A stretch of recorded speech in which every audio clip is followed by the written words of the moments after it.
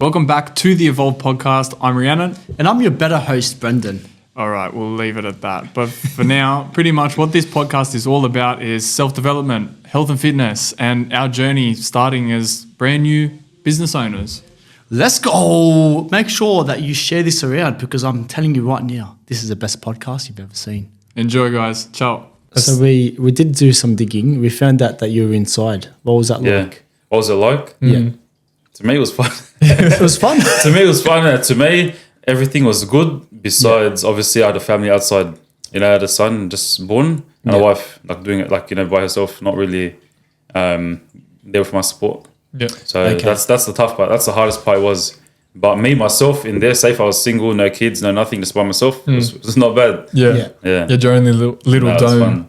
Yeah, it was pretty, we trained, we had music, we ate together, watched movies, everything was watching sports. Yeah. So, I don't know, there's no bills, no rent. Yeah. So can't say, we're training every day, we're getting big, we're getting fit, we're walking every single day, all day. We're training, doing our pull-ups, we've got our weights, weight bags and gym here and there, basketball. I don't know, to me it was not bad. My missus, she knows, probably my third or fourth phone call, she goes, how is it? I'm like, it's not bad. Yeah. Just, I have to bring humor into it when, tough scenarios, but it was good, but it was tough knowing that, I was providing back then when I was outside, then hard knowing that I'm not there. That's the hardest part. Yes. That was tough. That's what it was. So the hard part was the fact that you had a life outside of it that you couldn't assist with. Yeah. No, not like that is true, but more about there's a life outside of it that was relying on me. Yeah. And now I'm not there. Yeah. And so it was all up to you.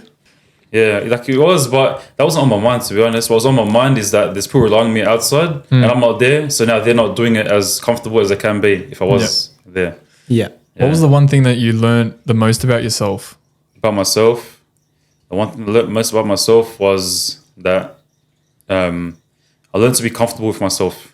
Okay. In there, That's good. Yeah. That was a big takeaway. Yeah, for sure. I think many people will struggle with them. They don't feel comfortable being themselves, meaning they're trying to do extra, trying to do more, trying to do all this stuff that they normally wouldn't do if they were comfortable with themselves. Yeah. But when I left, I was pretty comfortable with myself. Yeah. That's what it was, Honestly, that's so true because I feel like a lot of people, they get stuck in this rat race where it's constant work, especially in Sydney, right? And when you're inside, everyone that goes into that situation, your life is put on a halt and all you can focus on is yourself. Yeah, straight up. And it's probably something that not many people actually experience their whole life.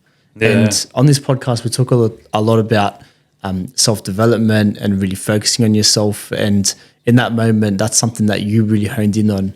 And not everyone does that. Yeah, you even wrote a book, right? Yeah, I did. I did. Yeah.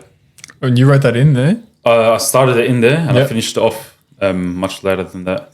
And it was a self-development book, wasn't it? Yeah, it was. Yeah, pretty much. Okay. It wasn't meant to be a self-development book. It just happened to be one. It was more about a book that I can pass on to my kids if I died young, and they weren't there. If I wasn't there when they're 18, 19, 20, things like that, something that they can look at, pretty much will cover everything. Yeah. That's then it just happened to be self-development. It just happened to be like that. Yeah. And you had a couple people read it and give some feedback. Probably 2 people read it fully, and besides, I haven't put it out public. Yeah. So no one else have seen it. People have seen I always post clips and extracts of it here and there. But besides that, I never put out the full thing to anyone besides 2 people probably. Yeah. It sounds like what does it dive into? What does it dive into? A lot of things. There's 16 chapters. Yeah. And everything from, I'd say, health, business, social interactions, protecting yourself, how do you thrive, family, what's important, what's not important, how do you deal with conflict, chaos, how do you deal with even good times, bad times, all that stuff, in 16 chapters. That's awesome. Yeah. What motivated you to write the book? What I said earlier, that's what it was. I just wanted something for my children to have in case if I'm not there when they're coming into adulthood. Yeah. And that's exactly what it would be. But if I am there, hopefully I am, then I'll just be teaching them. They don't need the book. Yeah. But if I'm not, then that's it for them. That's there for them. There was some controversial opinion that you shared on social media about female officers in jail. Oh, yeah. So can we dive into that? What was that like? To be honest, that video was only made because I had an inbox that same morning before I had any idea about making a video about Sydney jail female guards. Yeah. That same morning I was about to head into the shopping center. I got an inbox from my female on TikTok, and she's like, I remember you from Clarence, I used to work there. And then I clicked on a page and just posting, like, she's like posting like naked, not naked, but like, you know, just obvious attention-seeking videos. Yeah. But I didn't reply to her like on that day. I probably replied like weeks later. But then that gave me an idea of like, I should talk about the Sydney jails and the female guards in the jails, because it's actually very true. Everyone that's been in there, give them like 2 days, they would have seen already the 5 or 10 of them. Not 10, but I'd say at least a handful of guards like that. Yeah. Exactly what you messaged me, you know? She's probably going to say this and it doesn't really matter, but yeah, and she actually, and I won't dive into what she did, but I don't even remember her at the time. Like when I was inside, I have no idea who she is, but apparently she remembered me, and that's it. But yeah, then I just made that video. I was like, I should just talk about what normal people don't even know. Yeah, because it's your experience. Yeah, it's my experience. What I've seen. I was in there for a short time, but like I've seen a lot, so I'm not lying. So if I was, you know, I'm not lying, and it is interesting, you know, people like you, people like anyone to, you know, especially females that have partners in jail, like they'd love to know that stuff. Even just men that haven't been to jail, even men that have been and came out, they're like, wait a minute, that's very That's true. right, I remember that. So like that's nothing more to it. It had nothing to do with exposing anyone or bringing bad to anyone. Literally, it's all only just to. It was just your experience of what you saw inside. Exactly. Yeah. And for people that don't know, you're basically saying that there was some female prison guards that were dressing more provocatively to enhance, like, to get attention from guys. And were they actually making advances on them, or was it just more attention-seeking behavior? It's more about attention-seeking behavior rather than what they're dressed as, because they all have uniform. Yeah, everyone wears uniform. But it's not like they're folded inside. It's just like it's just like a little stuff that it's very obvious, like little stuff, especially when you combine it with the behavior, like combine it with how they talk to people, what they say, how they react when the inmates, you know, interact with them. Yeah.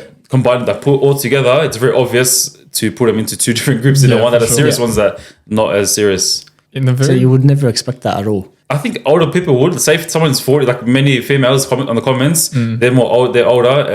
Even men like haven't been in jail, they're like, well, that's very true, because why wouldn't it be like that? Obviously, like there'll be many females that want to be around criminals, and what will be the way to do it? Like now they're getting paid to do it, and these guys don't have any females around them anyway, so they're getting all the attention they want. Yeah. So I think older people would expect it. Me being young, I thought has never come to my mind ever. Yeah. So going in there was different, but as soon as I seen it, I'm like, oh yeah, true. Like it's it makes sense, but you never expect it. Exactly. Yeah, it makes very much sense. As soon as you see it, straight away, you're not like dwelling on it. It's not like a full shock. It's not a shock. It's not a shock, but it's more like a new thing that you expect. You're like, oh yeah, true. I'm in a situation right now where I shouldn't expect this to happen, but here's some lady making an advance on me. She's wearing uniform. Like, what the hell is happening right now? Yeah. But it's not even. They're making advances. For example, none made advances on me. But the thing is, the whole dynamics of a jail where there's so many men in there that obviously doesn't have females around, like normal life, outside life. And then there's female guards coming through, like young ones especially, you know, between 18 to 30, those ages. And they love being around criminals. Exactly. Inside or in jail, doesn't matter where it is, you know. So put them together, like look what you get. And that's exactly what it is, literally. There's nothing like, and on top of that, it's the male guards, they don't care because like they like being around female colleagues anyway. Like they like that stuff because they're bored anyway. Like they're bored again in the office besides kick back, and it's like, you know, construction workers and traffic controllers. Like it's the exact same situation. Yeah, they'd rather have a female traffic controller nearby hanging out, doing their work while having a chat or whatever, you know? It just happens to be, and they're always just on their phones anyway, just turning a little side. Don't dig a hole you can't get out of, bro. But straight up, like if you think about it, like the wardens and whatever you call them, wardens, governors, the higher ups in the jails, if some, say for example, hypothetically, if there was like 10 openings in a jail, they wouldn't mind having 5 of them being like some young female. From the perspective of like an older male that's probably bored at home, you know, like he has no life outside his work. He wouldn't mind getting some entertainment. Like to them, it will be entertainment, having some female colleagues and you know, doing whatever. And this is all, it's all like reported. It's all like in the like statistics and government websites, what's happening or what female colleagues, even male colleagues are reporting what's happening in the jails too. It's all online. I've seen more. Not all, but I've seen a lot saying well, it's a big article with all these stats and everything like that was written. Like obviously what you said, but then there was stats that backed up all your claims. Yeah, but that's only the tip of the iceberg. There's been many more articles in the past talking about how many reports of harassment within the workplace in the correctional centres in Sydney or New South Wales is coming like to light. Yeah. So there's heaps for a very long time, and it's just that not even like the actual system. They're never going to fix it because why would they? What motivation do they have? There's no motivation. They fix it now. There's going to be just like probably angry crims and angry male screws in there. You know? It's going to be like even more angry. It's like when they ban cigarettes in a way. Yeah. In the jails. Same thing was going to happen. So there's no motivation. They're not going to make more money if they stop that. They're not going to do nothing. So why would they fix it? It's going to be kept the same. Yeah, 100%. No matter what happens all that's going to happen, they're going to put some report out or some public statement saying, you know, whatever they're going to say. Oh yeah, we investigate everyone. We have our breach. We have our policies. We investigate any serious, you know, what do you call it, misconduct. They'll say whatever they want to say, but the truth is they'll never fix the issue because why would they? No. Yeah. Just like, oh, okay. Push to the side. Next. exactly. Yeah. Next issue. Yeah, exactly. Yeah. So you were in there. You came out. What was your mindset like after you got out? Directly, right after coming out, the mindset was eat every single food like one by one, like within like probably 2 weeks. Like just run to the food court. Like one by one. Yeah, like one day I wanted Hungry Jacks, then I wanted KFC, I wanted Macca's, I wanted Thai, I wanted every single thing you think of Chinese. And it's all just to get my life back on track. That was my main stuff. I just want to eat because I miss food so much, all the different stuff, and just get my life back on track. But ASAP, I was like anyone coming out, doesn't matter how long, you just want to get ASAP. Like do things ASAP. You know, you get your IDs, get your cars, get your work, get everything sorted ASAP because you're so used to having things in point, especially coming out of jail. You're so used to a routine. You just want that ASAP because you know you do well. Because you created a good routine inside, so you wanted to keep that outside as well. Yeah, but I wouldn't say created. It's more like forced on us. It was forced on. Everything was forced on us. Like you have to wake up at a certain time. If you don't, they'll just scream you like wake up. Oh, so you had like set times and a whole schedule for the day, and like for example, you have to wake up and do muster. You know, like roll call in school. That's what we call muster in jail. So you have to. Every jail is different time. Every party is maybe different. Some are different, but they just say 7 a.m. is muster, meaning you have to be standing outside of your cell door wearing like clothes, at least pants and shirt, singlet. Wow. You have to like wear certain clothes and stand outside your door and be quiet. And they just mark your name off. They call your last name and they mark you off one by one. I know Silverwater, they actually go like one by one, or they say it and you say I can't remember what he said. I don't remember, but Silverwater, it's more of a manual process. But Clarence up in just past Coffs Harbour, it's more of a electronic. So they'll come around with a little iPad and have a card and just tap it. Oh, really? One by one, every single. And then once it's all done, then you still have to stay quiet. And then whoever's in charge on that day, he says, "Okay, now go." That's it. That's your whole day. But then that's 3 times a day. Really? 3 times a day? Yeah. So in Silverwater, it was morning. Before lunch and before lock-in. Lock-in is when we're back in our cell, like fully locked in. Yeah. And the cell was closed. And Clarence was the same thing, I'm pretty sure, morning and then one before lunch or after lunch and then one before lock-in. Wow. Yeah. So you were like, I don't want them. That would have been crazy for you just to have that set routine. Yeah. Did you have that routine before, or did you feel like coming out after that you had more of a routine? No, I never had a routine where I got to do roll call 3 times a day. Of course. But like, in school. You know what I mean? But before I was working, obviously I work, I got to wake up, go work. After work, I was going to gym. After gym, have dinner and eat, have my meals throughout the day. But that was back in a full routine where we're actually thriving in a way because I was happy in there. Putting aside the family stuff outside, I was happy. We were training very good. We were training every single day, walking at least like 5 hours, it's probably 3 hours a day minimum, doing laps. Oh wow! Yeah, you've got over 10,000 steps easy. No, right by before lunch. Easy. We're training at least once a day, but many times twice, sometimes 3 times training. We had basketball courts, playing all the time, and we knew when to eat, what time eating time was, what time is like cook up. Cook up is when everyone like puts together. They get this stuff. This guy gets this stuff. Put together something. That's and then we'll make something together. Things like that. We had a routine. So and it was good because we were getting fit. We were hanging out with people. Many people, many mutual friends and all that. So it was not bad for me. So everyone kind of knows that if you step inside, you're gonna come out jacked. So is everyone everyone in there jacked? Mindset. Or is it like a big percentage of people? So I'd say it depends on who you are. Many people they get inside and they crumble because maybe they got many kids outside. maybe they were married for like 10 years. It depends on the person, of course. Yeah, and the whole situation depends on the person's situation. Like if someone has like teenagers and primary school kids and they were drug addicted and maybe some ex-wives or some wives outside, they're going to come inside and they're going to be more miserable. And maybe they're looking at 10 years, you know, especially being Aussie maximum. So you got many people, majority is pretty much, they haven't been sentenced yet. Yeah, wow. So they don't know what time they're going to be in there or not. Yep. So they're just miserable because they can either get 10 years or they're going home in like 2 weeks. They're teetering on the edge. Yeah, that's what maximum is, you know. Where I was remind, it's called remind. So that means unsentenced. Unsentenced so you don't know how long you're going to be in there. Or if you're going to be in there at all. Okay. Yeah. Oh, yeah. That's what it is, yeah. So imagine there could be people in there for 10 years or there could be people in there for a day or two.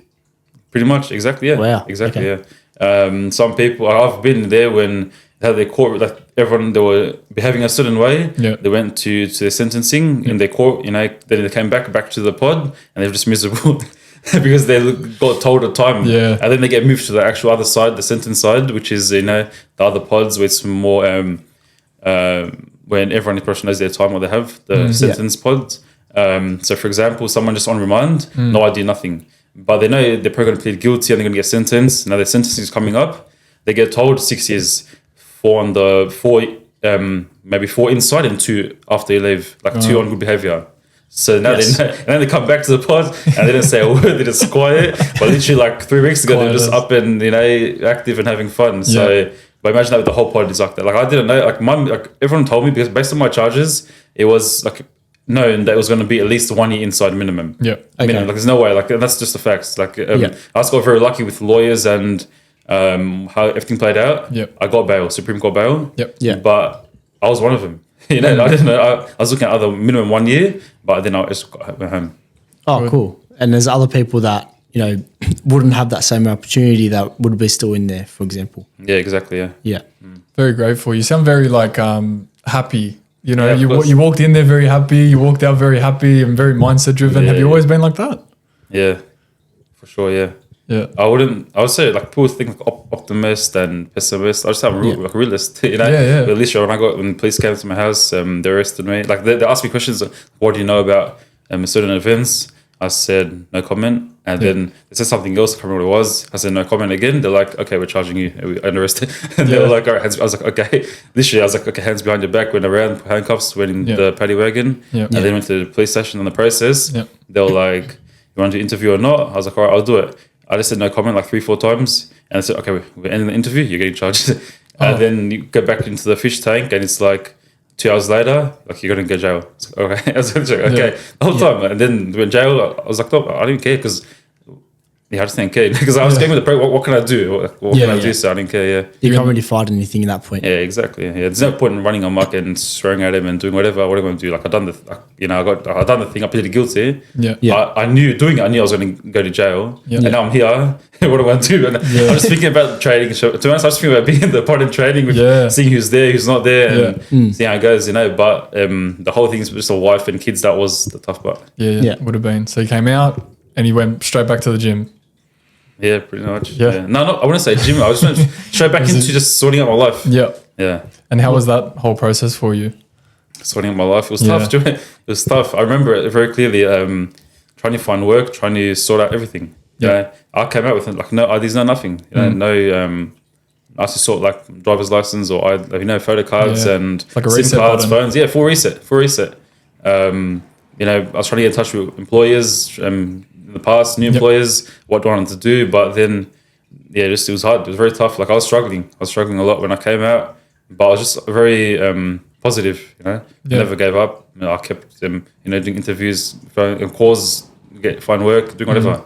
Yeah, because you've always had a positive mindset. What I really want to know is during this whole process, over this whole period of time, you mentioned that there were some people that crumbled when they didn't know their sentencing and all that kind of stuff, but the whole time you've always had this positive outlook on it.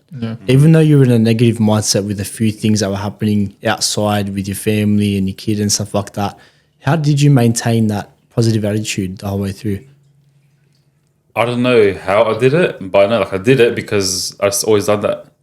It's just been your mindset your whole life. Yeah, I always my whole life, I always tried to do the most I can do to my potential. Yeah. So even throughout the hardships, I knew I could, like, you know, I knew I could, you know, come out and do everything great. I knew I could, you know, get back into routine. I just always knew. So I just wanted to do it. You know, it was tough. There's a lot of obstacles, ups and downs. Yeah.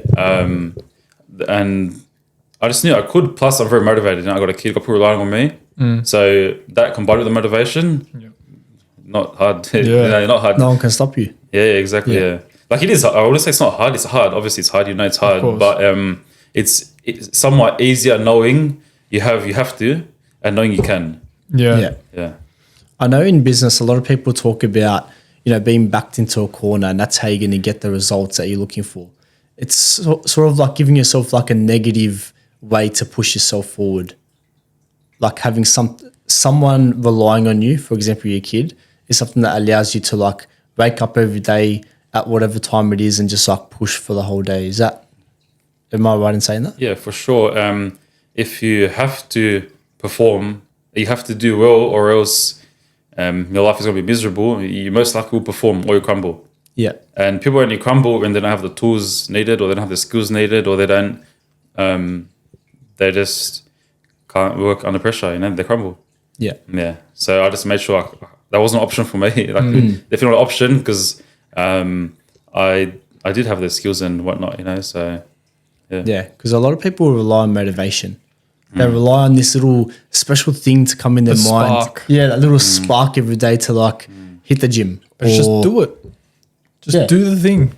Yeah. And you did the thing. Yeah, it's true. So I think it's about like the root cause, the root foundation of their motivation, you know, like, I mean, not of the motivation, but the root foundation of why they want to in the first place.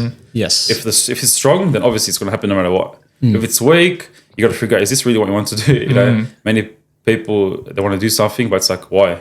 Like people talk to me all the time, you know, even before like years ago, they want to do something. Okay, why? Why? Like, it's really, especially if I've done it myself, many things, or if I have an idea of something, I'm thinking, why? Like, what's the point? And then whatever the answer is, I know straight away if they're going to achieve anything or not. Yeah, it's pretty obvious. Yeah. Is that how you deal with all of your PT clients? I do definitely get to know their purpose behind their goals always. Yeah. But at the same time, I also know that people, the biggest issue is just starting and even just getting through that first couple weeks, couple months. So they should make them comfortable that, look, you are going to struggle, you're going to have discipline, you're going to have discipline issues, you're going to have habit issues, you're going to have outside factors that's going to make it hard to start everything. But that's what I'm here to do. That's my purpose. My purpose is not to have great sessions and lose 10 kilos. Obviously that just happens along the way, but it's more about those hard issues that every single client has, which is why they want a PT. Yeah. It's an essential shaping strategy. Exactly. Hit the nail on the head. Yeah. Where did the name come from? To be honest, it's actually a funny story. I remember I was doing my business planning and whatnot. Yeah. And for some reason, this coincidence, there was a video I watched on TikTok or Insta Reels, I don't know what it was, talking about how Mormons took their whole like philosophy over to all these countries, just on a book alone. Like, to say their book and their whatever they had, you know, about their teachings, whatever they had. And I was like, how can I do the same thing?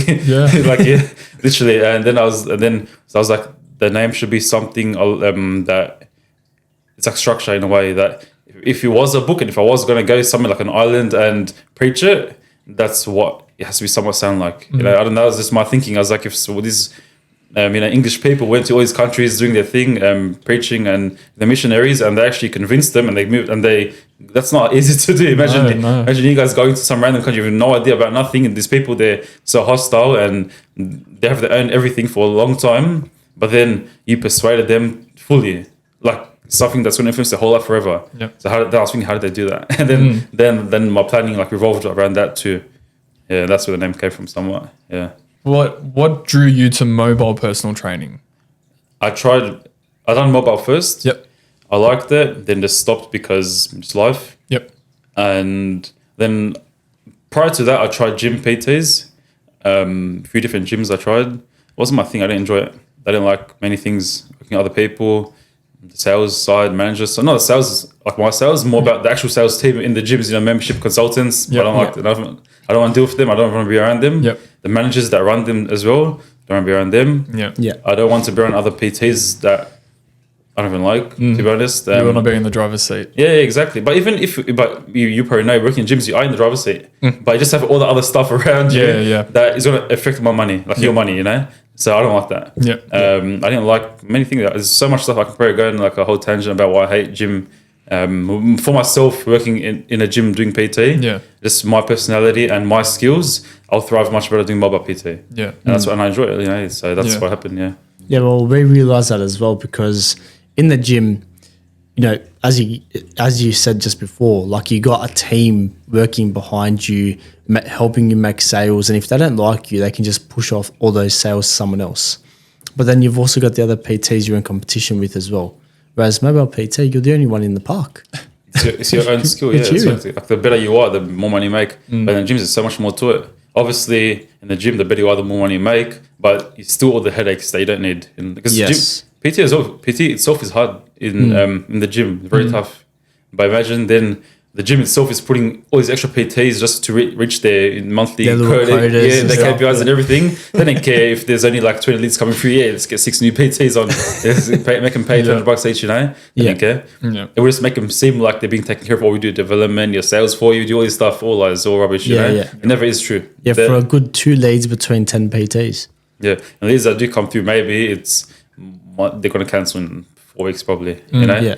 So you get 1/8 of a client a month or something. Yeah, that's I feel like for sure that's exactly why there's so much myths about PTs in the PT industry in Sydney or Australia. Much myths, many myths like you got to constantly keep on getting new clients because everyone leaves you. That's a myth. Yeah, the myth is you don't make money until like 7, 8, 9 months. Probably profit. That's the myth too. Like if you're good, you can do it pretty quick. You probably know yourself, you know. Another myths would be. People don't want PTs in certain areas. You got to go rich areas for PTs. Not true. You can thrive in manager or black side if you're good. Yeah. You know, many myths, and that all comes from the whole gym PT culture. Yeah. And I feel like if someone just is a very good PT that knows business, you'll find that there's full myths. So you can retain clients. You can acquire any area. You can find that demand because there is there. Like it is, the demand is everywhere. People want to be healthy. Yeah. There's many families, so it's all myths. That's what, and I feel like it's driven by that. And there's money everywhere as well. Yeah, like that. Just because there's a different name of an area, postcode, or whatever, it doesn't mean that there's not people in there that need the support. If you think about it, if anything, should be easier in the poor areas because they let go of the money pretty quick. Yes. Yeah, that's true, actually. Their discretionary spending, very easy. Yeah. If like logically, imagine one area they get paid and they pump it like so quick, and another area they're very frugal with it. Like logically speaking, shouldn't be much easier getting the money from there if you do a business model around that. Like somehow you get in touch with people, community, all that stuff. Compared to, it should be harder back other areas, but then it just comes to a matter of who are you? Would you thrive better there or there? Yes, and that's where it comes into what environment you would thrive in yourself. Yeah, because there's money everywhere. Like there's money everywhere. Yeah, for sure. What do you believe one of the biggest myths is about personal training? The biggest myth. There's so much that's on the same level. I'd say the biggest myth that is so big that I hear at least twice a week from people that want to be PTs. I hope, I help people all the time that want to be PTs. The biggest myth is that you got to constantly sell and get new clients because your current clients are going to leave you. Not true. Not true. It's only true if you focus more about sessions and acquiring clients more than you do about retaining clients. Yeah. If you have a system and if you're focused so much on retaining clients that you do have, that's the solution, literally. Like if your clients want to train with you, it's not about making them feel like that you need or they need you or like you're the best person ever. You know everything about health and fitness and you know the most about nutrition. It's not that. They'll leave you after 6 weeks. But if they want to train with you, if they want to, no matter what it is, 1 week or 1 year, if they want to, it doesn't matter who you are. It doesn't matter nothing. They're gonna stay with you. I think being honest as a PT is a very big, like a big thing in the industry. Do you believe in that? Being honest, in terms of no, it's good to be dishonest. I heard. Brendan challenging my freaking questions. Like being honest. Just lie to your clients. Just lie to them all the time. Yeah. All right, I'm lying to all you clients now. No, definitely. I know what you're talking about. It's talking about like that grey area and finding that fine line in grey areas, right? Where they benefit, where you benefit, and if it's just mentioned for them or you finding that whatever for money, obviously, or like other stuff in progress. Correct. There's a whole thing to it. Yeah, I know exactly. So what's the question exactly? So like being honest with your clients about, what it actually takes in order for them to lose the 3 kilos, or in order for them to eat the right food in order to lose that 3 kilos. Like being honest with them, like it's not going to be an easy route. I think there's some PTs that go, well, I can do that. And then they actually don't know how to do it. But there's some PTs that are like, okay, this is what the process looks like. I'll put it out for you on a paper plate. Here you go. But it's up to you to take it. And these are the steps that you need to take in order to get to said goal. Yeah. Do you believe that that's like there's a lot of PTs out there that just dangle the carrot in front of them and let them run? Of course, there are many PTs that say things that are not true or do whatever for the dollar. Yeah. But how I do it is I'm always honest with them, always tell them the truth. And the truth is, for my philosophy, my training and business philosophy is make them enjoy the process. So the truth, honestly, you guys will know the truth is if you want to lose weight, literally you can lose weight just doing the most boring cardio every single day and having the most boring diet. Like so boring. Yep. You'll probably lose 10 kilos in 10 weeks easily. Yeah. But I'm not going to put that out there for them saying this is the best thing for you to do, because the truth is it's not the best thing for them to do. They're going to get very mentally unstable. They're probably going to hate it after 2 weeks. They're not going to stick to it. They're not going to enjoy the process. Nothing. So the truth is that actually it's not the best way to do it. It's not the best way to give them. Like the most optimal weight loss program and the most optimal diet program. That's not the most optimal for them. Like the everyday client, probably 99% of people. That 1%, don't worry about them. The 99% of clients. It's the most optimal is something that's bit more easygoing and lenient, but that's what's going to lead them to all the habits and all the protocols that they need. Exactly, that's going to make it long term, and they're going to enjoy it. They're going to love life. The whole thing is about loving life, and so actually, I'll always be honest with them. Look, I can do this, but we're not, because this is actually better. And what I say is better is something that's, if like a proper scientist and client, like PT looks at it, but no, that's not the best. But trust me, like we can go over it for like 2-3 hours. While I tell you that actually is the best, and 100%, it is better. Yeah. Because my favorite analogy is if your dog gets fat, all you have to do is just feed it less and walk it more, right? It's a pretty like stable thing. That's simple things. Like if you're fat, you just need to eat less food and walk more, like increase your activity levels. But when you relate it to someone that has been struggling with something for such a long time, you need to break it down to a point that, you can't go from walking 500 steps a day to doing 10,000 and training every single day and cutting your calories down by 1,000 calories a day. You have to like change things slowly. So then over time, they'll get to that stage. But it might take one person a whole 2, 3, 4 years to get to that point. Of course, yeah. And especially those habits, like all everything you said, plus all the bad habits they have after work. What are they doing after work? What are they doing during work and then lunchtimes? What are they doing when they wake up or before sleep? How are you going to give them like these mad diets that's optimal? And now they got to somehow do that with those bad habits they're doing. Impossible. Just integrate it straight away. Or they're going to do probably 3 weeks, so not 3 weeks, but 3 days. They're done. Follow this right now. Straight to Hungry Jacks. Exactly. So that's my whole training method is literally not training, but like the whole improvement method is literally just everything the best for your life to be amazing. From literally day one to until you die, pretty much. Like a very holistic approach to exactly. That's all it is. Holistic approach, for sure. And that's how you talk with all your clients, like every single one of them. Deep diving into those. They're some, I don't know, military Navy SEAL, I don't know, some bloke that is like, I don't care, I want to do this in 2 days, do it, let's do it, I don't care what you do, I have no emotions. All right, done.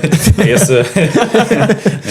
Besides that, that's like the 1%, there's only those 1%. No, I never met before, but probably somewhere out in the world, It's funny that you mentioned before that when you came out, you went and tried Hungry Jacks and KFC and Macca's. A lot of people that don't understand would think, wait, isn't he a PT? Why is he out there eating Hungry Jacks? Because I have this mindset that PTs are like these health nuts. It's a sin to go to Hungry Jacks if you're a PT. But PTs don't eat that shit. I came out of jail. We had like chicken wings, but like once every 3 weeks. We had pizza once every 2 weeks, maybe. Yeah, I was going to ask you what you ate inside. Right, like imagine the frozen section in like Woolies, just chucking, but like the worst of the worst, like the worst product of 2 other stuff that you see. But imagine worse than that. That's crazy. That's what we're eating, literally. That's what we're eating. I'm just picturing like those like pies and sausage rolls with the warped. That was our like luxury. That when we had pies and sausage rolls like every now and then. That was like the best thing ever. Really? Yeah. So imagine after That that would was the have brought best. you back like, oh, yes. Yeah. I such loved it strong when I time. seen those pies. We get little sauce. Those little, you rip the Yeah, pie the sauce. little- yeah. little pop That was the packets. best. Yeah. But The ones you get from servos. Yeah, exactly. Yeah, we had that very rarely. So Wow. Yeah. And what was the like daily routine of food like? This episode is brought to you by Dynamic Recover. You're not lazy, you're just busy. But let me ask you this. How much longer are you going to let your health take a backseat to your calendar? You already know what to do. Train, eat well, stay consistent, but knowing isn't the problem.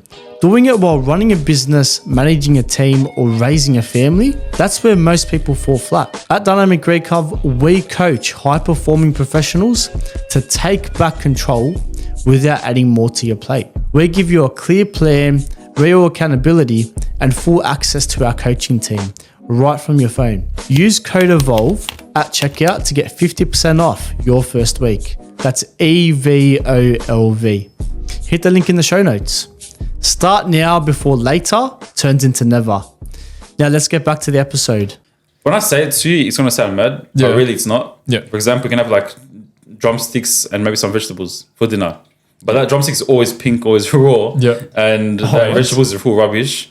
There's like egg salad, but that's all watery, runny. Like I never ate it. I never ate it once. Like it's full. Is it sort of like the frozen veggies as well? Like those ones that come in the packets? I think it's more about imagine like just like mass produce everything. Yeah. And just like slap it on like the plate, whatever. Like just the chop it all in tray. one big tray, chuck it in, pull it out, Exactly. throw it. Yeah. And put maybe like some heat thing on top of it. Yeah. So I don't know how it works to be honest. Yeah. But just I'm imagine. trying to picture, is it like a canteen and you No, it's like a line? so let's just say silver water, for example. Yeah. You get in dinner time, you get the sweepers, called sweepers, the workers in the pod. They chuck like foil trays into your pod. Okay. Like when you're just out training, doing whatever, you come back to your pod. Hey, there's a 4 tray. That's your dinner, and it depends what it is. Imagine the best one in silver water was chicken wings or buffalo spicy wings or whatever. Yeah. There was like 3 or 4 buffalo wings in there. Yeah. And that's it. That was the best thing you ever can in silver water. Wow. Yeah, but besides that, maybe like, I don't know, lasagna and just frozen food. That's what it is. Yeah. It's just frozen food that just heat up and then pass to you. But bad, it's bad. Man, so how'd you get jacked? There is buy up. You can spend at least $100 in the canteen, which is every single week. It comes like you put in a form. Yeah. Say for example, if it's on a Monday, the form comes in on Monday. The next Monday you have whatever you bought. Like imagine going shopping. Yeah. It's like 1 week. Yeah, okay. yeah. And then you Yeah. can choose whatever one. You can get your tunas, your up and goes, Yeah. your. That's what I was So you can get extra food by doing Yeah, it. yeah, you get your groceries like buy up. It's like for everyday person, it's groceries, but it's like Yes. a 1 week delay. But every single week, so next Monday, say you'll get your groceries, Yeah. and then you put another form. The next one you get the next one. Then you can get your protein shakes and stuff like that. Yeah, from you there. get like in Clarence, there's protein shakes. There's up and goes everywhere. There's lollies, there's cans, Yeah. there's everything, tuna, rice. How did you earn the money? Was it people? Yeah, so giving- people can put money, like say outside people put Yep. the money in their accounts. Yeah. Could you but- work for it in there? No. Say friends and family. Yeah. Friends and family, Okay, they can have okay. your details. They Yeah. put $50 a week, $100, whatever okay. it is. Yeah. With that, you buy like essentials too. And you can buy blankets, shoes, clothes. If you want to, Yeah. buy extra stuff. But as well, every jail gives you, I think, $15. I think 15. It depends what you do. Say if you don't work, you don't do a job in the jail. Yep. You get minimum 15 a week, and but that can be used for phone calls as well. Okay. Phone calls, buy up. If you do work, it depends on the job. You can get up to 30. Wow. Maybe I think some jails you can get to like 70 or 80. I think some Yeah. jobs, certain jobs minimum. I think you get like so. Some jails even can leave the jail, do work, come back to jail. Yeah, That's crazy.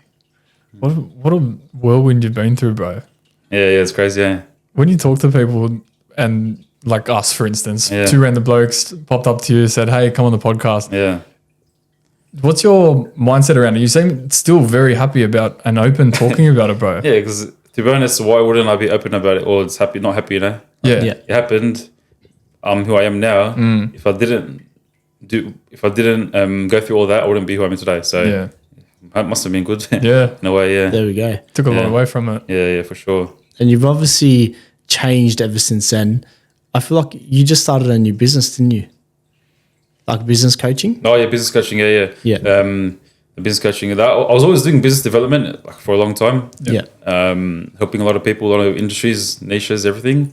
And just recently, I was too much inbox, like heaps of inbox were coming through, and I was like, I'll make this a bit more structured. And yeah, because So you're getting emails for business coaching? yeah, many inquiries were coming through for business coaching. Yeah, for Yeah. all in different industries. And I was hoping so much people for free because I just want to, with phone calls and calls and messages, everything. And because I was so good at back in before I jumped all in PT, that's what I was doing. So. Oh, you were doing business before? Yeah. I was always doing something with business all the time, development, everything. Wow. Oh, so you were a business coach before? I want to say coach, but more like development, like depending on what, where you are in your business phases, your stages, I can come in and just crank it easily. Yeah. You should probably tweak this or tweak that. Yeah. Pretty much like I look at everything. What's your goals? Where you are now? What do you have currently? Whatever you have, assets, stuff, current stock on hand, whatever it is. What do you have now? Where do you want to go? And how fast do you want to get there? Or what obstacles you have? Yeah. And I'll literally write something up in 2 hours and just do it. That's cool. Yeah. How'd you build a reputation in that field? Reputation. Because I feel like it's very hard because everyone's a business coach these days. I think it would be hard for normal people, but not hard for someone that knows business. I feel like, if you're good at it, there'll be no struggle with making sure people know you're good at it and then helping them and then getting paid for it. So it's just a matter of people knowing, I guess, and people trusting that you can do it. Yeah. And if you're good at it, and you can say, I back yourself. Yeah, you can back yourself. If you're a good PT, you can say whatever you want to clients. You know you can back it. If something for business, like I've had many conversations and people trip out like, "Wait, how did you do that? You know nothing about it." Yeah. Because if you know business, you know it's many things that overlap, and that can just apply to the new industry. So I tell people all the time, I can make some female from the area start a lash business. We'll be very busy very quick. Yeah. If you just follow the plan, same thing to do with some black want to be a PT. They can be fully booked whenever. How do you balance this all, bro? Balance? Yeah. Sacrifice probably. Yeah, but like calculated sacrifice, I guess. Calculated sacrifice. Yeah. You gotta think about what you're willing to trade off for certain results, and if you be smart with it in the long term, it should be alright. Yeah. There's always that risk you have to take, but balance. I think it's a game that we're all going to play for forever. If someone's doing important things, good things, it's going to be always a tough game. I like that. Yeah. Calculated balance. Has that always, did that just come to mind, or you've always sort of had that, a mantra, we'll call it? No, not really. It's come to my head. Okay. I don't know. It was actually a good way to describe it. Yeah, it's, I think a lot, Because we get a lot of people that are entrepreneurs, business owners, like Michael that you saw on the podcast short. And we ask him the same question, like, how do you balance it all? Like, work is full on, family's full on, but it's very calculated. I definitely would say there's probably 10 strategies that's great to help you balance someone that's really productive. So they're really, say someone's really established, that's going to be a different game plan if you're not established yet. How do you balance? It's going to be a whole different ball game. Then just say someone's already established. Then it just comes to a matter of allocating downtime, allocating work time, allocating hobbies, allocating healing time, whatever it might be. If you can do that properly, you're gold. Like recovery? Yeah. Like everything. Recovering your brain, recovering your physical body. Yeah, for sure. And then if you're in that development phase, we're still trying to establish, it's pretty much the exact same thing, but you probably just a bit harder. Yeah, for sure. Have you been instrumental in anyone's business growth so far? Yeah, many people, yeah. Okay, many people. What has that looked like for you? My actions or their results? Yeah, results. Great. Amazing, yeah. There's long time ago, everyone used to say, like, if I'm involved in something, we'll turn to gold. And that is what it is, to be honest. What type of industries have you worked in? Construction, hospitality, security, fitness, helped a lot of fitness people. Yeah. That's what comes to mind, but probably something more. It's probably more. Construction has a lot into it. Our roofers, plumbers, some electricians. Yeah, there's a lot to it. Yeah. So you've been in many different industries, but the principles work the same. Yeah, those are the industries that help people thrive in business, depending on their current level of establishment. And it's all easy, trust me. Would you say it's the exact same across all industries? Because every business has like a management team or sales or marketing, whatever it is, isn't it? I would say the important things, they're all the same. The niche things that's more intricate, obviously will always be different. Targeted demographics, who's got what skills, what you have currently, which is the skills and resources. That will always be different, obviously, depending on industry and where that person is currently. But how do you use whatever you have in front of you to make it thrive? That will be the same. Literally just write a plan, do the plan. Yeah. That's the best way to explain it to anyone that comes to you. Write the plan, do the plan. Yeah, exactly. But then everything is hard on top, obstacles and mental health, physical health. Just do it, bro. It's easy. But just run through a wall. But to be honest, it actually is as simple. I always say it's hard, but it's simple. Yeah. So write a plan and do the plan. Follow the plan and not what you feel like. If you just do that, just do it. Stuff. So in business, someone that knows what to do but isn't consistent enough, what would you tell them? I would tell them what is the motivation for you to start this, whatever your business plan, or is the motivation strong enough to continue? That's what they probably got to start thinking, I'll probably say things to them that makes them think very hard. Like they will leave me and they'll be thinking in the shower and they're doing something in the bed. That's probably the best thing to do. Thoughts. Yeah, that's probably the best thing that I could do to them is make them think. Is it serious enough for them to change? Serious enough for them to follow through or not? Yeah. And then from there, we can probably go from there. So the hard questions, asking the hard questions. Yeah, because that's the important ones for them. If they're struggling on consistency, okay, why? Yeah. What's the issue? Is that you don't want to do it, you don't like doing it? All right, so if you don't like doing it, do you want to even do it? Is it even worth it? Do you want to do something else? Yeah. Is it just something like, do you want to do it or do you just want to know people? Do you just want people to know that you're doing it? Yeah. It's very different. There's a lot of good things to it. Many people just want things so people just know they have it. Yeah. So there's so much Like to it's it, a show sort of thing. Yeah. So that will always crumble eventually. But if you actually want to do it, there's nothing stopping them. Do you believe that finding people's reason why is hard to get out of them? Not if they're good with self-accountability. If they're good with being honest with themselves, if you can tell very easily when people are thinkers or they're not, You just ask them something and you can tell they're lying. They probably know themselves they're lying too. Yeah. And then it comes out very easily. But some people just be more honest. Like say yourself being PTs, you probably have constantly the time. Oh yeah, I'm a fat shit because I don't train. I can't do it. I don't like it. Yeah. Some other people say, oh, I'm busy with the kids. I got sports. I always try to make time, but I can't do it. Life is hard. Cost of living. You know what I mean? But then you got someone in the exact same situation, like physically, and they're like, no, I don't do it because I don't make time for it. You probably have that person's going to win. They both can win. It just one of them has different obstacles to jump over. I like that. Both can win. Yeah, of course. Nice. Everyone can. That. Everyone can elicit change if they want to. If they want to, if it's strong enough, if their motivation is strong enough. How do you keep your clients motivated?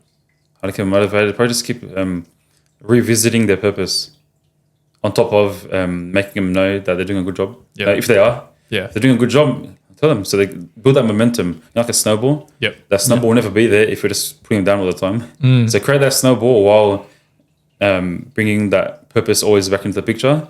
That should keep them somewhat motivated. On top of making them actually realize they're actually enjoying the sessions and enjoying the week, the progress, the check-ins and all that. Why wouldn't they keep motivated? Yeah. 100%. I feel like a lot of people struggle to find their purpose. Do you have a process that you go through to elicit that sort of conversation with clients or friends or family? With clients, they usually already know their purpose most of the time. They know why they want to do something. I never really can remember a time when a client said, I want to lose 10 kilos, but I don't know why. Yeah. Usually like I play kids, but I'm tired, or I hate the way I look, hate the way clothes fit, I got a wedding, whatever it is, there's always something. And then, but after my conversations with them, then it ends up being like on steroids pretty much, even more now their purpose. So the purpose starts as something small, like a weight loss goal or a nutrition goal. Expand on it. Yep. Exactly. With family and friends, depends what it is, business, health, life, whatever. Yeah. Then it's even more easy to draw on purpose, I feel like. Because we know them more. Yeah. What about your business clients? Business clients, what about them? Do you ever find that they don't exactly know what their purpose is? They don't know like their reason why they started a business or... To be honest, that's probably many people diving into any business. But if someone is getting the help from a coach, they're usually smart enough to know their purpose. Like, not smart enough, but they know enough. They know about the importance of knowing your purpose. So I don't need to go into that with them. If someone hits me up about business coaching or developing whatever business they have, they usually already have. They already know because if they're doing that, if they're reaching out someone like me to do that for them, they already have the knowledge enough to already know the purpose. They've got all the answers. You just sort of guide them towards those answers more. Exactly. It's just like the caliber of a person that looks for a business coach. Yeah. They're the same caliber that really knows the purpose. Yeah. Whereabouts do you live now? Near Maryland's. Okay. Yeah. Yeah. We have a trainer out there, I think. Oh yeah. Greystone, sorry. How big is the thing, your business? How much We've people? got about 14 trainers. 14 trainers. Oh, nice. Yeah. So Big. two in Melbourne and 12 here. What's your main leads? Like, how do you get like leads coming through? Like online or what? Word of mouth? Yeah, online. Some are word of mouth. Yeah. A lot of word of mouth. Yeah. From our trainers, but we pump emails, campaigns, and just daily emails to current clients, old clients, always trying to get them back. Nice. I'd say that's probably the main source of all of our clients coming in. Oh wow. That's the main one. Then probably what else? Facebook ads. What else do we get them?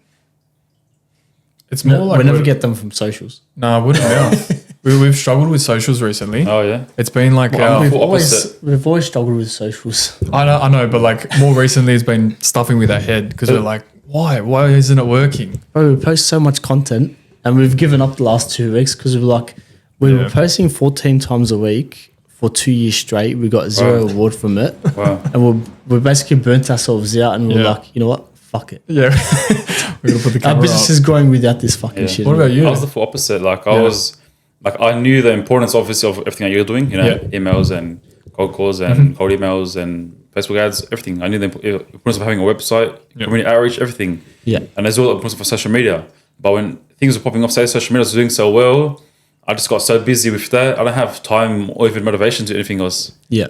Because, but I know they're still there. Like that's just things money waiting for me. You know, if I do other stuff too, but it's like so like me being a one man show. Yeah. I'm so busy and so like into the social media, like leads coming through. Yeah. I don't have time or anything until I get like maybe a PA or something to sort other stuff what you guys are doing. Yeah. Then I can exhaust those options too. Yeah. But that's something I have to do. Like of course I have to do that. Yeah. But it's being a one man show. I can't. I just can't. You don't have of time day. for it. Yeah. No way. Well, if you're getting enough business from social media, you don't have to worry about the other ones anyway. That's true. You don't have to spend money on Facebook ads or anything like that. Yeah, but it's true. But it's also I wouldn't want to put like all eggs in one basket. Yeah. And as well, I wouldn't want to leave things out. I like money on the table. Type Yeah, thing. yeah. Like you should always have more avenues of leads coming through, and as well, if the demand's there, and why not do it? You know, Like a plug and play sort of thing. Yeah. Sure, yeah. At what point into your personal training career did you sort of steer away from the social media because you were getting too busy? I never steered away from social media. Yeah. As I started the whole thing in like November. Yeah. So November last year. yeah, November Wow. last year. Like And my your first full- video. My full first books? yeah. So my first video was probably like October 20th or so. Yep. That was just like normal like fitness, random muscle, nutrition, random stuff. Yep. Yeah. And then my first real move onto social media, like I think story times or being a bit different. That was I think late December or January, maybe in February. Yep. So until then, it was just normal random stuff that every PT is doing. Yeah. Nothing really came out of that. Well, very little came out of that. I want to say nothing, but little came out of that. And then as soon as I was like, look, I'm just going to do something that I was always had in the back of my mind, but I never wanted to do it. And I just done it and then very busy. Yeah, before I had the chance to get into websites and ads and Google and all that stuff. But I want to, for sure. Yeah.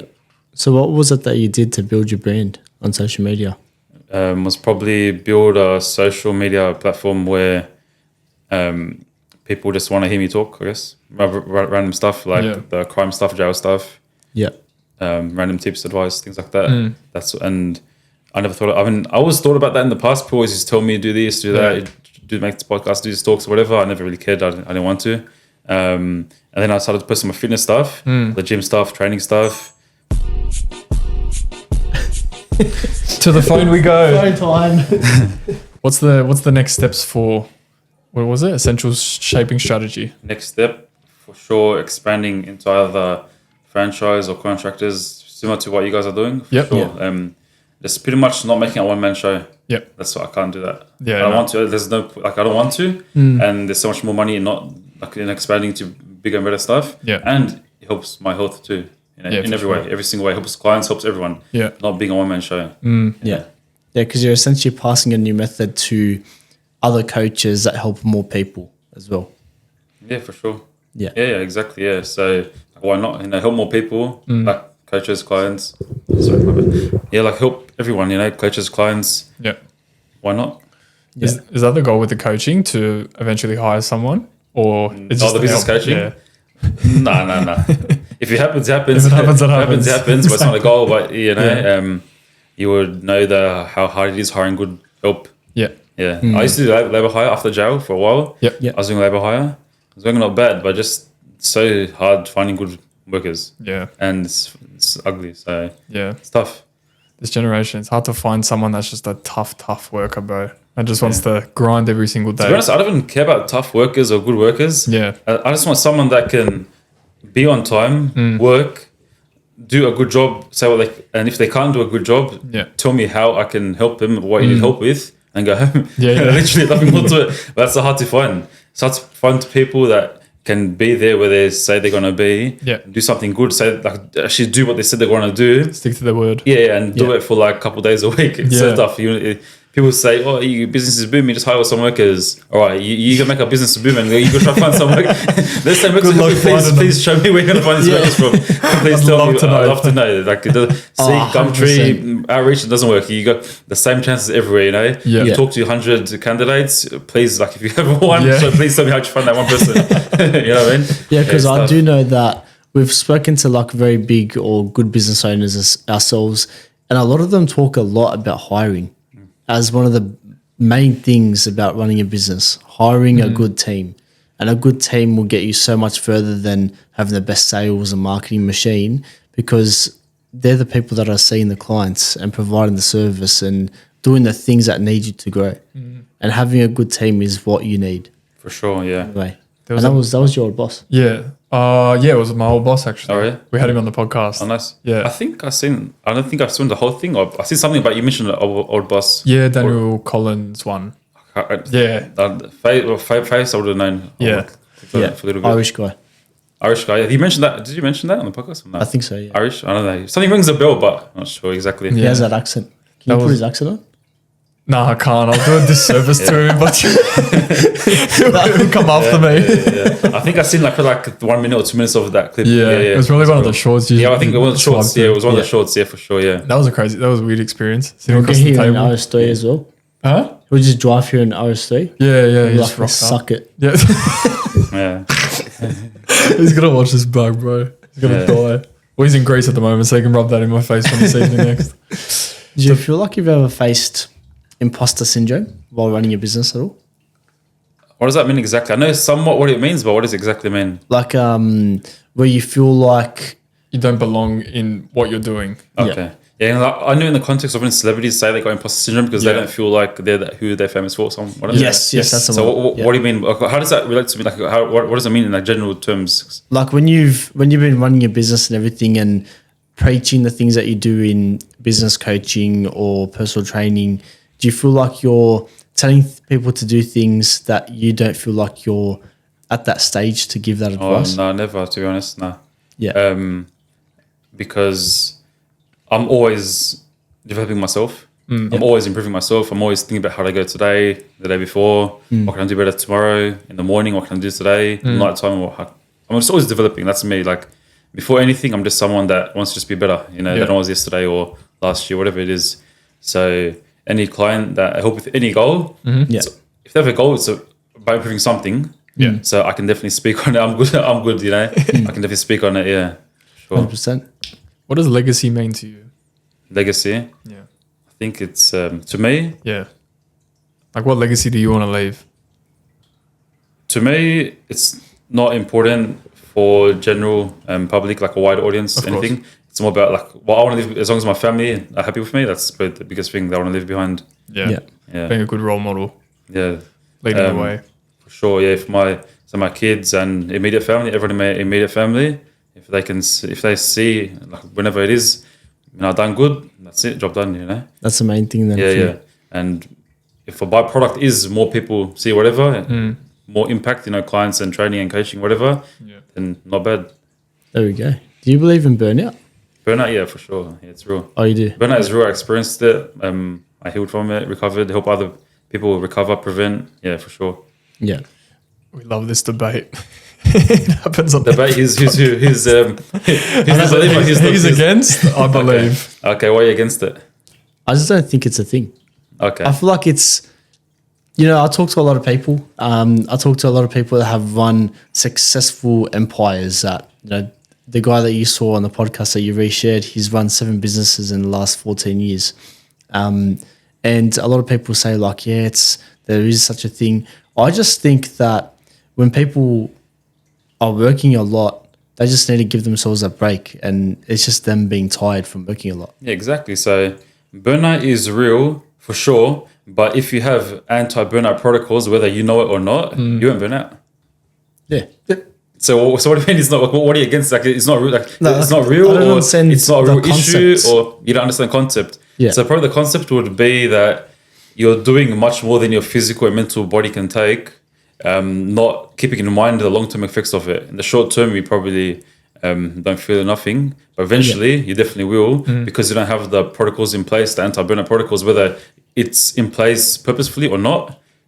Then if it is, you'll be fine. If it's not in place, you won't be fine for sure. There's no way. There's no. So somehow unconsciously, I've just created all these anti-burnout protocols 100%, in my life. for sure. Like if you are very productive, reaching your goals, you're making new goals, you're happy with what you're doing, happy with the rate of progress, then 110% you're doing things in your day-to-day, week-to-week, things that are preventing burnout, 100%.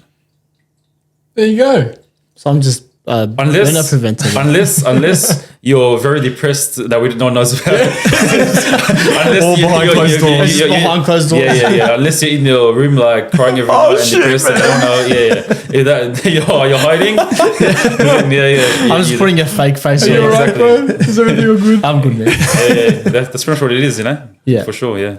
But whenever I ask someone to define what burnout is, everyone has like a different answer of what it actually It's pretty relative to what they know and experienced, for sure. Okay. So for you, for example, if you're doing what you're doing, you don't feel burnout, you're all good. Yeah. You have a good quality sleep, you wake up, you're energized, at night time you're tired, you go sleep. You're not going through like a very bad mood swings that you can't even explain. Yeah. You are just happy. Overall happy. If you ask yourself, end of the day, by yourself in your room, am I happy? Yeah, I'm pretty happy. I like life. Life's good. Then 100% your balance is good.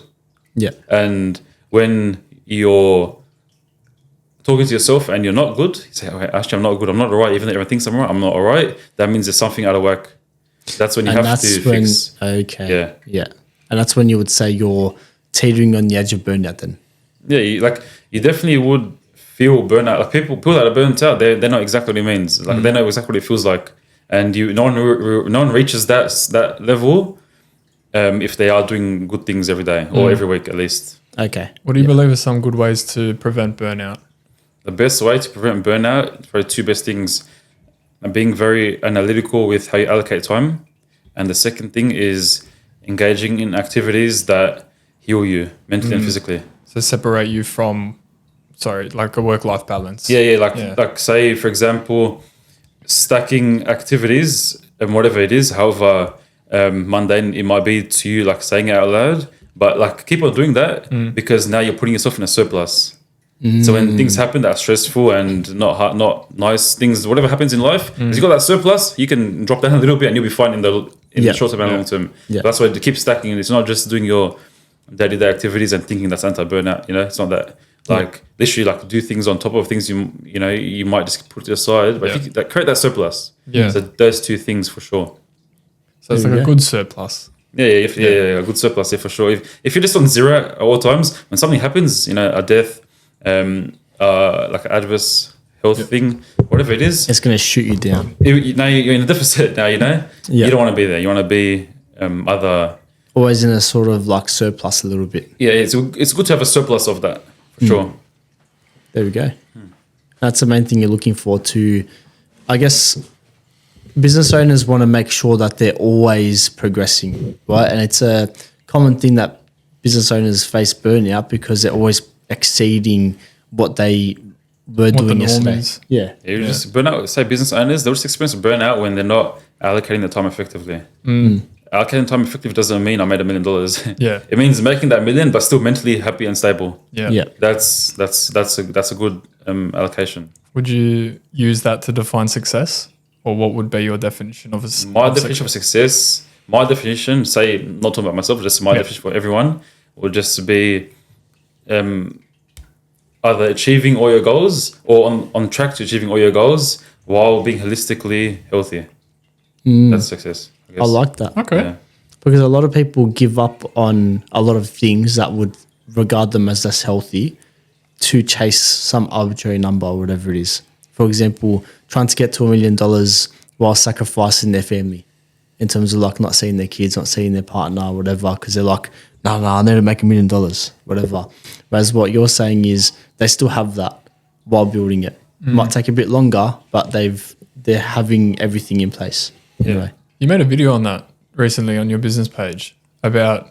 Remind me, because I make so much videos. Remind me. Sorry. Remind me, yeah. You made a video about how, if you want to create success in your life or happiness in your life, you don't want to get yourself to a stage where you want to go to your son's... your son's sort of activity at school and you have to call your boss and organize you to take off work. Yeah, imagine that. Imagine that. Imagine if you're the child and that's what your dad's telling you. Oh, sorry, I gotta talk to my boss. Yeah, imagine that. Like you don't want that. So imagine you having a son. You don't want that for him then.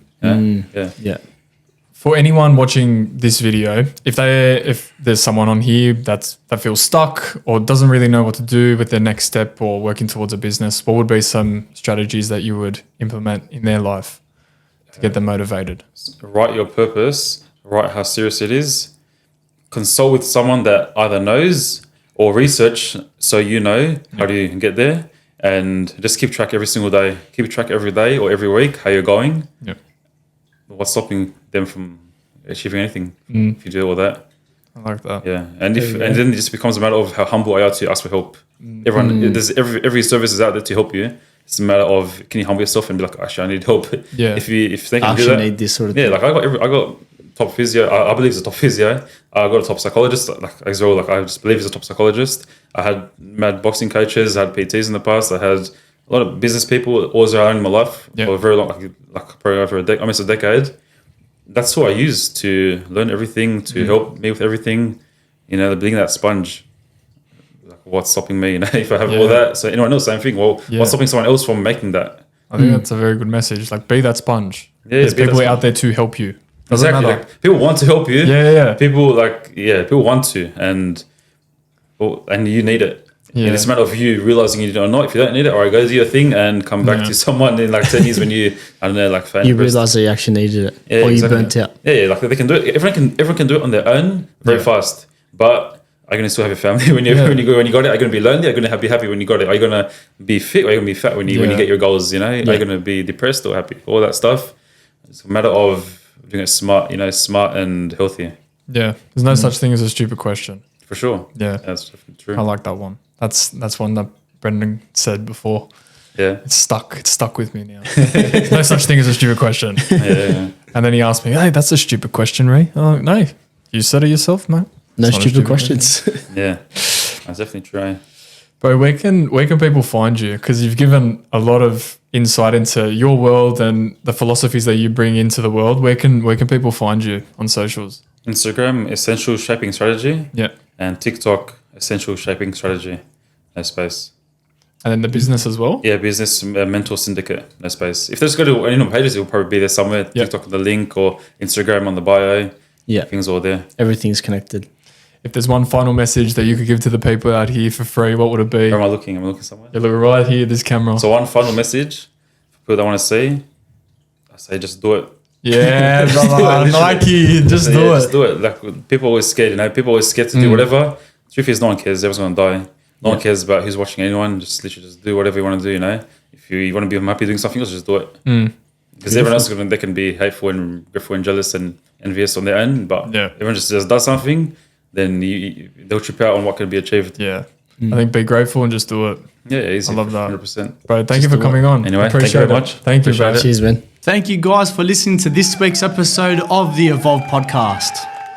Brendan and I have loved having you throughout this whole podcast. Make sure that you like, comment, and subscribe. And if friends are interested, share it around.